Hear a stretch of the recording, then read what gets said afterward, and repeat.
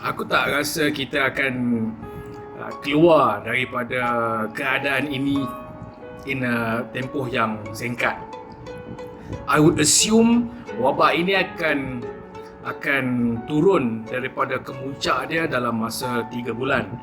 Tapi dia punya curve itu akan berterusan mungkin hingga setahun. Sejarah dan sains membuktikan yang kita akan keluar daripada keadaan ini. Curve itu kalau kau tengok curve, flatten the curve, eventually 60% dan ke atas populasi kita akan dijangkiti. Cuma tak teruklah, dan dia staggered sikit. By then kita sudah membentuk herd immunity kepada COVID-19 ini, insyaAllah. Cuma kita tak nak jangkitan itu berlaku serentak, tiba-tiba bertimbun pesakit. Kapasiti hospital kita actually cukup.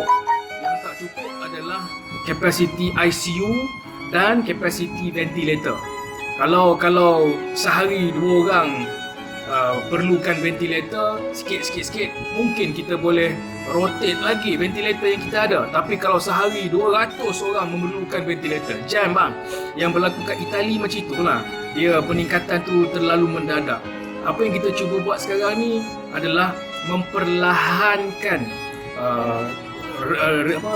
kadar jangkitan baru supaya jumlah pesakit terkawal. Tapi inevitably in the end populasi tetap akan dijangkiti, insyaAllah. Cumanya terkawal lah.